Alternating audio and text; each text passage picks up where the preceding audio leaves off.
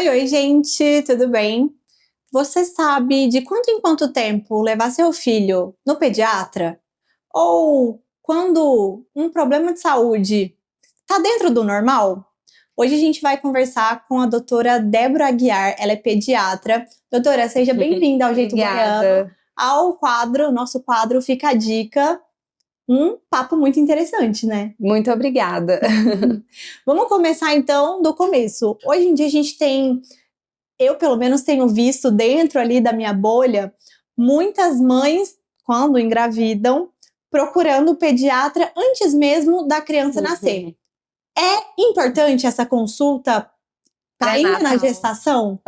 Sim. A gente chama ela de consulta pré-natal, né? Que é uma consulta que a gente tira dúvidas, assim, até sobre enxovais, né? Porque a mãe de primeira viagem, às vezes, ela gasta ali um tanto de coisa desnecessária. Então, eu acho que ter essa atenção ao que o pediatra recomenda, né? Evita até esses excessos de gasto. E também a gente orienta, assim, sobre como que vai ser o parto, como que vai ser na sala de parto.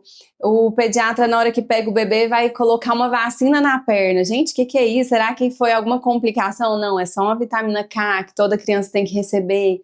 Então, assim, é uma consulta bem importante. Eu indico fazer ela a partir de 32 semanas.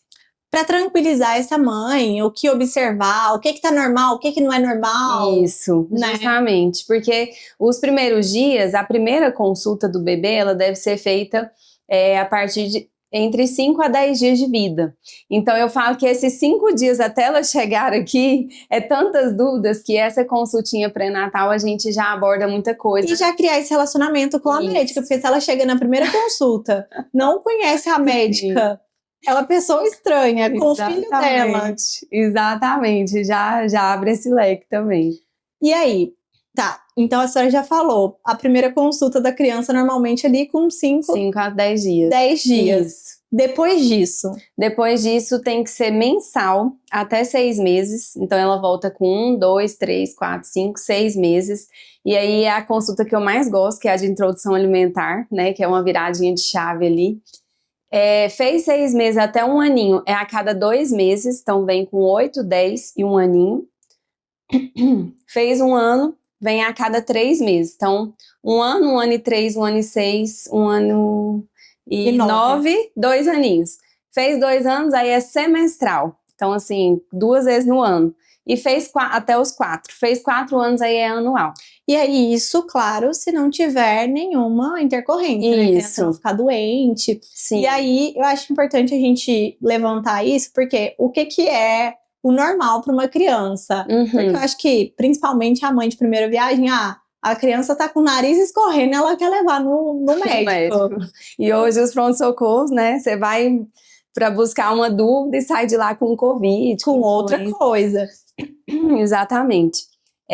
Eu sempre falo que prevenção é tudo, né? Então, as crianças que conseguem seguir esse cronograma, né, de anualmente vir, fazer check-up, receber as orientações, não que, assim, pode ser que até adoeça, né, mas não na mesma intensidade, assim, porque a gente consegue remediar muitas coisas, né, suplementando, fazendo o que a criança precisa ali.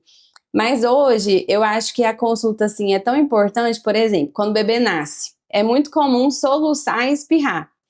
Para nós, gente, esse menino soluça demais, esse menino espirra demais. Será que é uma influenza? O bebê ali de 4 dias de vida, né? Então, tem muitos termos, muitas coisas, assim, muitos sinais que é normal na criança, apesar de ser um sinal, né, ali, mas que não remete à doença. Mas, assim, quando procurar mesmo o pronto-socorro, eu sempre gosto de orientar na consulta para a gente evitar essas idas precoces ao pronto-socorro, né? Então, seria o quê? Uma febre mais do que 3 dias. Claro que, assim, na febre a criança fica ali mais prostrada, mais quietinha, mas passou a febre, ela volta a brincar, ela volta a sorrir, ela fica mais tranquila. Então, a gente pode esperar até 3 dias de febre. Isso é muito importante a gente reforçar, né? Porque quem trabalha em pronto-socorro sempre fala, nossa, começou a febre agora, a mãe já leva. Ela não vai descobrir o que é. É muito difícil, né? Nas primeiras 12 horas a gente chegar a um diagnóstico. Então, assim, tem alguns sinais de alarme, uma desidratação, uma irritabilidade excessiva ou uma sonolência excessiva. Tudo isso são coisas que realmente tem que levar ao pronto-socorro. Você falou dos 6 meses, introdução alimentar e da desidratação, e aí me remeteu a outra coisa. Criança, bebê, no caso, bebe água até antes dos 6 meses? Nossa. Porque eu acho que é, assim, a ótima dúvida, pergunta, né? Ótima pergunta, sabe por quê? Isso mudou recente. E vira uma briga dentro da família. Exatamente, mas assim, antigamente, o que mudou? Quando o bebê tá só no peito, né, não precisa de água até 6 meses, isso aí já é algo que não sempre foi assim. Mas os bebês de fórmula, antigamente a gente dava água mesmo, porque a fórmula, ela é sempre aquela mesma composição, né, eu brinco que o leite do peito, ele é assim, dias quentes, ele é uma aguinha de coco, dias frios, ele é uma feijoada, ele é né, algo mais assim, engordado, um leite mais amarelado, porque sabe Depende que o bebê, da alimentação da mãe. Depende da alimentação, depende do clima, natureza, né? Deus é perfeito demais na criação. Já a fórmula, ela é sempre, igual eu brinco com as mães, é sempre uma feijoada. Então, assim, todo dia ela é aquela composição. E aí, com o tempo, né, a gente oferecia água pelo medo mesmo da desidratação, por ser um leite ali mais concentrado, mais rico, sempre nos mesmos nutrientes, né? Mas recentemente mudou. Até 6 meses, então, 0 água para todo mundo. Independente se usa fórmula ou se mama no peito. Isso. E aí eu acho que é outra dúvida, porque a gente fala muito de aleitamento materno. Mas a gente sabe que algumas mulheres não conseguem amamentar.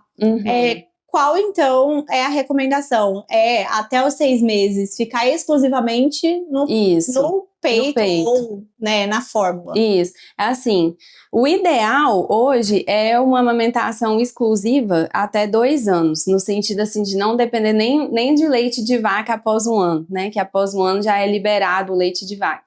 Mas isso a gente sabe que é um mundo, né, muito ideal mesmo, assim, um mundo que a gente sabe que na prática não é tão fácil. Mas o que a gente mais preconiza, até 6 meses, leite materno exclusivo. Mas eu quero deixar também meu recado aqui para as mães, né? Porque eu mesmo, meu último filho, eu tenho 3 filhos, eu não consegui amamentar, igual eu amamentei as meninas. E a gente sempre tem essa culpa, né? De, nossa, meu Deus, vou ter que dar fórmula, ainda mais eu como pediatra assim, né? Falava, Jesus, a gente sabe mais que ninguém os benefícios do leite materno. Mas hoje, assim, tranquilizando, mas não incentivando as mães, né? Porque nada se compara ao leite materno. As fórmulas estão muito ricas, elas estão muito boas, né? Algumas fórmulas aí tem os HMOs, os FOS, alguns aminoácidos que a gente tem no leite materno, a empresa conseguiu reproduzir, olha que interessante. Então, assim, para as mães que não conseguiram, né, fiquem tranquilas, seus bebês vão crescer, vão ser bem nutridos, está tudo bem, né? Por isso que o pediatra é tão importante nessa indicação de fórmula também. Para ajudar nessa nutrição segura, né? Exatamente. Quando a gente fala de vacina, eu acredito que nesses primeiros, principalmente no primeiro ano de vida, que é tão importante ali manter essa imunidade da criança em alta. E aí, acho que a gente entra em outro assunto, que é os 3 primeiros meses. Muita mãe prefere nem deixar a criança receber visita, mas vamos primeiro nas vacinas. Qual que é a importância das mães manterem esse cartão de vacina atualizado? Sim, vacina hoje é um tema que, assim, virou uma polêmica, né, por conta, depois do Covid, virou muita guerra, assim, de antivacina, mas uma coisa que eu sempre reforço aqui no consultório, a gente tem vacinas aí há não sei quantos anos que já existem, seguras, né, então, assim, não deixem de vacinar as crianças. E as vacinas até 6 meses, infelizmente, tem vacina todo mês. Então, tem vacina ao nascer, com 2, com 3, com 4, com 5, com 6. E são vacinas que, algumas de vírus ativos, algumas de vírus inativos, mas tudo que ajuda o quê? Igual eu explico para as mães, por exemplo, a vacina da varicela, da catapora. Ela não vai te impedir de ter a catapora, mas ela vai te impedir de morrer de catapora. Porque a catapora mata? Sim, mata. Sem vacinação, mata. E às vezes até com vacinação, dependendo da gravidade, né? Isso. Mas nos estudos mostram justamente isso, que os vacinados, o risco é muito mais baixo, né? Então a gente tem que realmente estar atento a esse cartão vacinal aí. E aí, acho que outra polêmica. qual que é a diferença da vacina pública para vacina privada? Muita mãe, porque eu vou vacinar no laboratório particular porque a vacina é melhor. Tem isso de vacina melhor? Nossa, isso aí também é outra coisa. Toda consulta eu gasto um tempinho aqui com as mães, até jogo alguns slides aqui para falar dessa diferença de forma visual, porque hoje algumas vacinas são liberadas pelo SUS e algumas mães pagam achando que assim, não, eu tô dando aqui no particular, ela tem uma cobertura melhor, ela é uma vacina menos reativa, e muitas das vezes é a mesma vacina. Então, assim, hoje nós temos algumas vacinas que realmente eu recomendo, por exemplo, vou dar 2 exemplos aqui, a meningo B, que é uma vacina que o SUS não oferece, que, né, é contra a meningite, e a pneumo 20, que é uma vacina que o SUS oferece, mas em forma de pneumo 10. Então, o particular cobre 10 sorotipos a mais que a pneumo 20. Que é mais ampla, que é bem mais ampla. Então, são vacinas que eu oriento, mas várias outras eu falo, gente, a gente já quase não usa o SUS, né? Então, vamos usar o SUS aí. E o tanto que a gente gasta com uma criança, demais, né, doutora? Demais. E são vacinas que às vezes você fala, esse mês aqui eu vou dar no particular. Mas essa mesma vacina se repete com 4, com 6 meses, com 1 ano. Então, no final do ano ali, se você fizer, né, o balanço. E por ser a mesma cobertura, eu sempre indico, faça vacinação no postinho. Não, essa aqui tem diferença, essa aqui realmente vale o privado. Mas no privado são poucas, mas as poucas que eu acho que vale a pena. Agora, eu falei da questão das mães que preferem deixar a criança mais resguardada durante os 3 primeiros meses. Qual que é a recomendação médica? E assim, claro que existe a opção de mãe, e isso a gente não tá aqui para julgar, mas a recomendação médica disso. É recomendado realmente esses 3 meses? Ou fica a escolha? Eu acho isso, eu até falo que tem criança que ela é presenteada quando ela não nasce numa época de sazonalidade, né? Por exemplo, agora o que a gente está vivendo, todo ano, começou março, começou a famosa bronquiolite, que dura aí até comecinho de junho, né? Então, as mães que os bebês nascem ali em outubro, em novembro, eu falo, gente, bom demais, porque não nasceu bem no pico da doença ali. Então, assim, minha recomendação hoje é visita. As pessoas, muitas das vezes, elas não têm, assim, como que eu vou falar? Noção, Eu vou falar, as pessoas não têm noção. Tô querendo um termo mais leve. Eu falo por ela. E estar, assim, gripada e falar, nossa, eu marquei de visitar a fulaninha hoje, mas meu nariz tá escorrendo aqui, vou remarcar. Não, ela simplesmente vai. Né? E o bebê, realmente, até o 3º mês, ele não tem as vacinas, né, que previnem contra as formas graves de meningite, de pneumonias. Então, é um risco muito grande. Então, a minha recomendação é assim, familiar, né, a gente acaba liberando, porque sabe que a avó, né, quer muito conhecer o netinho, né, a bisavó, mas sempre de máscara. Entrou na casa, eu já falo pra mãe, põe um aparadorzinho ali, uma máscara, um álcool, já passa na mão, já coloca, quero muito pegar o bebê, coloca uma mantinha, põe o bebê em cima pra não ter aquele contato com a roupa, né? E tá tudo certo.